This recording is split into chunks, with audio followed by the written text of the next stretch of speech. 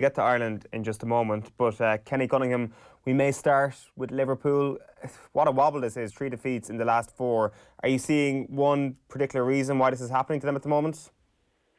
I think it's difficult to maybe just pinpoint one particular reason. Obviously, particularly last night, Klopp kind of shuffled the pack, which was pretty obvious. I think you could argue maybe a slight drop-off in performance in terms of lack of focus, which I think is almost understandable.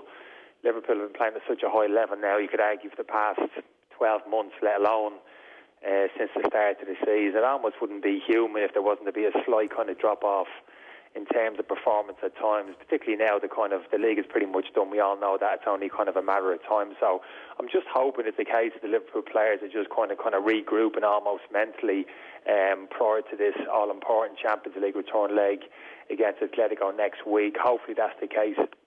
Yeah, I'm sure they have the leaders within the group to be able to arrest this bit of a wobble. It might even just be, as you say, a reason of rotation in certain areas, like not having your holy trinity at the back of Gomez, Van Dijk, Alisson on the pitch, Jordan Henderson not being available in front of them. Like, when things are going wrong, not having the full availability of the spine of your team doesn't help. No, and absolutely. I mean, you're absolutely right. I mean, if you wanted to target kind of key areas of the pitch, you'd look maybe the game of the weekend, Watford, Lovren coming in for Van Dijk. For me, that weakens the team. It's a fact. Not a massive drop-off, but it weakens the team. Like I've mentioned before, Henderson doesn't play in centre midfield and they hold the midfield position. From a defensive point of view, it kind of weakens the team. I think we even saw that last night. If you looked at now Fabinho gave the forced goal away, but that was a little bit unlike him in possession. Kind of took a bad touch and pretty much gave the goal away to Chelsea. But that was quite unusual for Fabinho. But the second half, a couple of instances, giving away a clumsy free kick at the edge of the box, early second half, Mount hit the crossbar. And then the second goal, I don't know if you know, was when the ball was Chelsea won possession 10 yards inside their own half. Barkley had the ball at his feet. If you freeze frame the picture, Fabinho's alongside him. Basically, it's just a foot race. Barkley with the ball at his feet, Fabinho running alongside him. Who can actually get down the pitch quicker? And the answer was Barkley with the ball at his feet, because he hasn't got the speed. Fabinho, the athleticism of Jordan Henderson, couldn't get back goal side. That put Gomez in a difficult situation, 2v1 almost, with Pedro on his outside. Couldn't go and confront Barkley. The ball's in the end of the net. And nobody's talking about Fabinho's kind of lack of mobility, lack of athleticism in the lead up to that goal, but you can see it clearly on the television. So if you're talking about those individuals, those small weaknesses in areas in the pitch without for me, their strongest 11, then it is actually visible.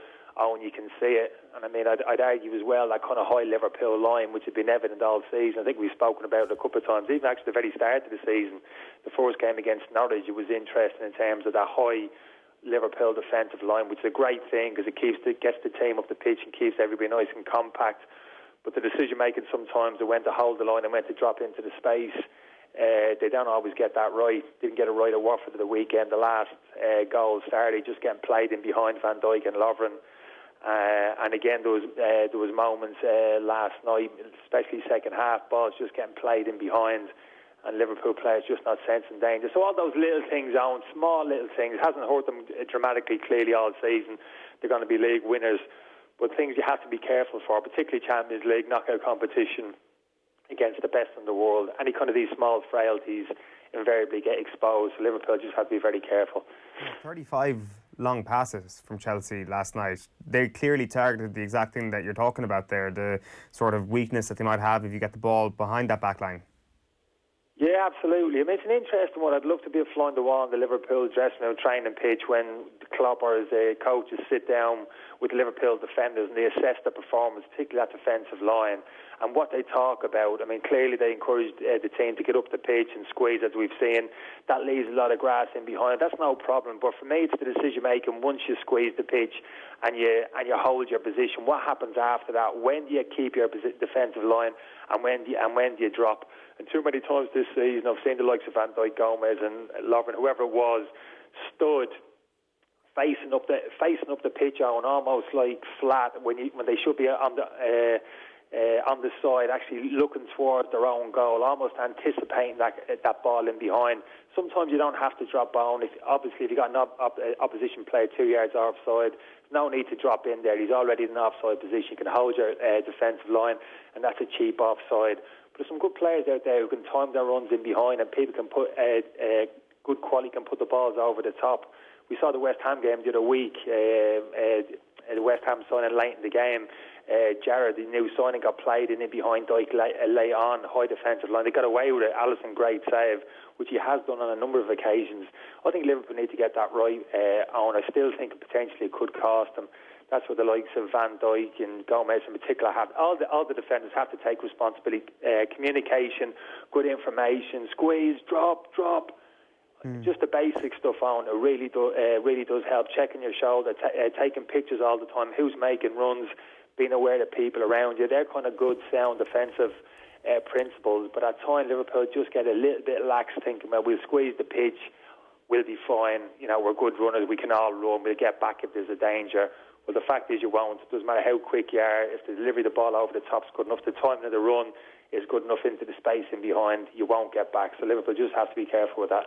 For sure. Like, just to drill down a little bit further into that, like you mentioned that this was a talking point at the start of the season. It definitely was. It's a talking point now. So why in the middle do we have this extraordinary defensive run up until the winter break from Liverpool, where they're not conceding goals at all? Because I think at the start of the season they were conceding but winning. Then they got into a situation where they just weren't conceding after Christmas and at the start of this calendar year. So what's changed in the interim period? I don't think anything's actually changed, in all honesty. For me, it's been evident all during the season. Right. It hasn't cost them hugely on in terms of, I couldn't point to like a dozen goals and say, look, that's cost you that high line. But there's been instances during games, not like countless times during every single game, but there's been moments during games where I've looked at them and thought, oof, just got to be careful there. Leaving a lot of space in behind, should really be dropping off there. And they've got away with, like, didn't get away with it at Watford at the weekend, I've just mentioned there. Nearly cost them against kind of Norwich it was a couple of weeks before. I don't know if you remember, a ball over the top as well just before they scored. And Norwich got in, Alisson pulled off a great save, like in a 2v1 situation, he clawed the ball away. So there's been just enough. It hasn't cost them in terms of necessarily points in the league, but there's been enough situations there where they just, for me anyway, looking at it, make me a little bit nervous. And I think I've always felt the competition where it would come back and hurt them wouldn't be in the league over the course of the season, where they've been too good, playing too well, scored a hat full of goals and been, absolutely relentless. But during this Champions League, the knockout stages in this Champions League, where every moment really matters, where the tie can really turn on one moment of play, where you can concede a goal and away goal, and that can prove ultimately costly. So that's where I'd be a little bit nervous. It's not been ultra critical on so many qualities that we've all spoken about during the course of the year, but you'd be foolish not to recognise just that maybe though that small little chink at time which rears its head across the defensive line. They need to nail that down, and I'd be hoping they'd be having those conversations around the game next Wednesday. Yeah, just to come back to your Fabinho point, Kenny, that idea of him lacking that pace going up against an opponent like Ross Barkley, how does he fix that? How does he sit deeper in midfield? Because obviously he can't fix his lack of pace against an opponent like Ross Barkley. Is it just a better position and kind of being more cautious of those counter-attacks? Yeah, better position is right on in terms of your starting position being a little bit better. If you know you can, I couldn't run out. Wasn't the quickest over 20, 30 yards either. Don't get me wrong, but you got to give yourself an extra couple of yards. The problem with it, Fabinho, it's not just like speed, it's athleticism as well. In terms of ability to change directly, quickly, we saw that with kind of the free kick in the edge of the box. He's heading in one direction, he's got to plant his feet and accelerate in the opposite direction. He can't really do it. That's why he kind of lunges into tackles. And when you haven't got that type of pace, you really need to be switched on now in terms of just reading situations, having a really good defensive mindset, anticipating danger, putting yourself into those positions that you were talking about earlier, where you don't get exposed, where you can sense danger, where you don't have to travel too far. You can just step in and intercept. And for me, actually, I don't necessarily see those defensive instincts in Fabinho either. He's a very good footballer, technically kind of very good. He knits things together very well for Liverpool in there. But that lack of athleticism, even looking at him second half, when the ball's not near him, I'm looking at him moving around the pitch. it's a bit of an effort. He kind of drags his feet over the ground. It doesn't fill me with confidence. I do think it's massive they get Henderson back into that team for the game next week. I really do. And again, it's not shoving Fabinho under a bus. I've said this all season. Just feel as if in the big games where they need some of that real defensive kind of noose and that hold in midfield position, it's got the legs to explode over 10, 15 yards and put out forwards left, right and centre before they get at the Liverpool defensive line. Henderson's absolutely key in that respect. Hopefully they'll have him back next week. Without him, you'd have to be worried, Kenny, though, wouldn't you? And I guess if he's not available next week and they do end up crashing out of the Champions League, does it put a dampener on this whole season, Liverpool, a little bit for Liverpool? Like, granted, it's still an excellent season, and it feels stupid to say that out loud, but I suppose it's just been built up into one of these all-time brilliant seasons in terms of potentially one of the best teams you've ever seen in the Premier League era of English football. So what's your take on that?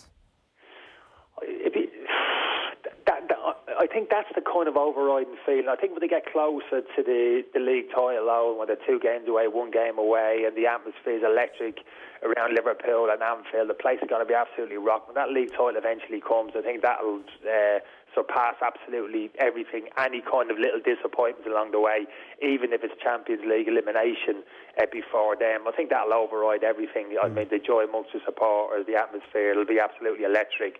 So I wouldn't go as far as to say that it'd be a real damn squib, but I just think there is a great opportunity for them on this year, which may not be there next year in the Champions League. They're going back-to-back Champions League titles.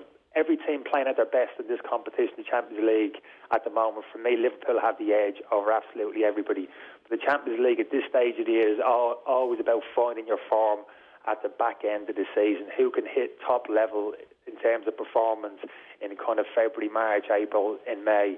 And if there's a little bit of a drop-off in performance in terms of Liverpool losing 1 or 2 key areas in certain areas of the pitch, that could give the advantage to 1 or 2 of the other teams, the likes of potentially kind of Bayern Munich, even maybe Manchester City in a little bit of form going into the back end of the season. So yeah, hopefully that won't be the case. I'd love to see them hang around in the competition, Liverpool, but unfortunately you have to earn your right to get to the latter stages, semi-final and the final of the Champions League. I think they're up against Atletico next week. I think it's vital they get that strongest 11 on the pitch. If they get the strongest 11 on the pitch, I'll really give them the edge over Atletico. If not, and they're missing players maybe in those key areas, Henderson in particular, I'm a little bit fearful of what's coming down the road. How good is this kid, Billy Gilmore, in your opinion?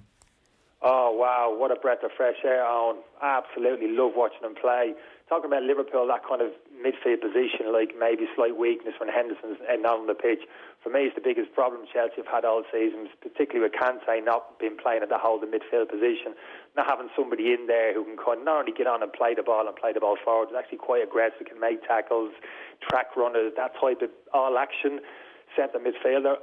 So to see those kind of attributes kind of embodied in a little 5'6" little street urchin was absolutely fantastic. I mean, he's only a little dot, but he scurried around the pitch last night. He wanted to get on the ball. He kind of was positive with his passing, and he put his foot in on.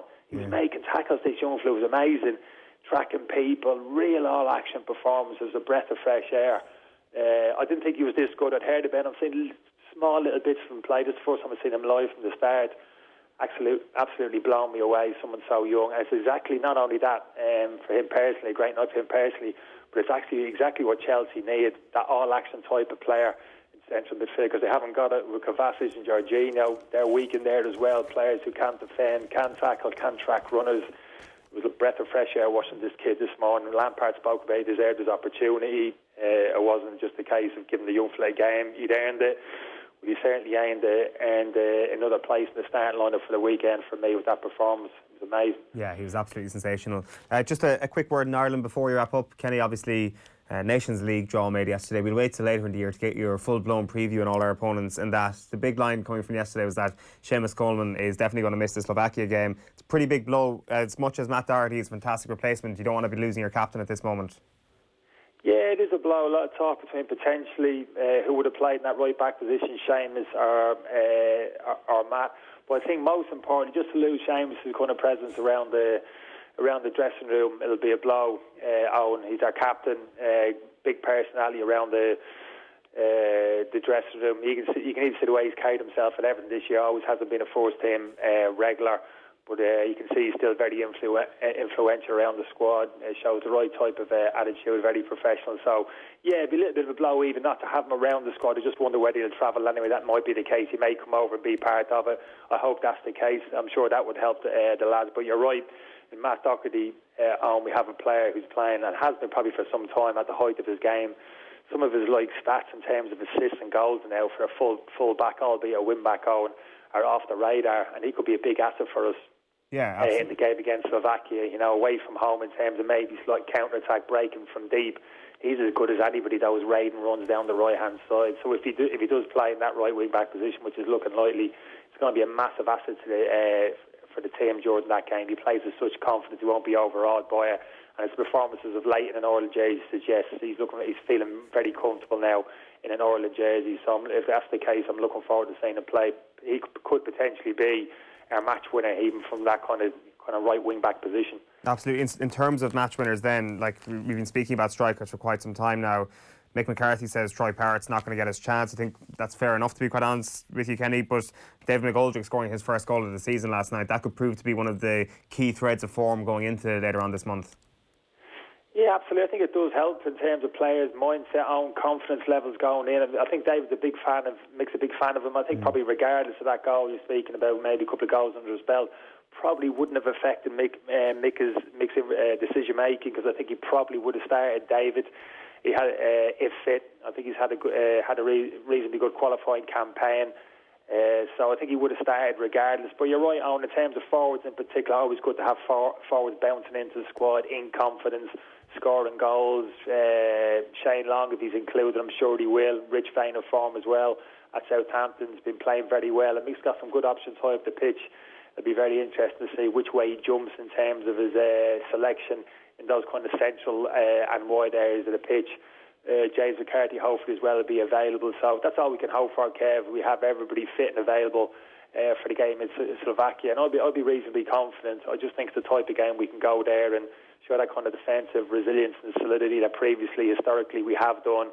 And to a certain extent maybe hit teams on the counter-attack, which I think we're capable of doing. So some very young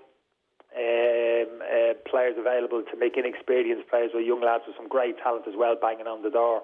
So I think actually the future augurs very well for us going forward in the short to medium term.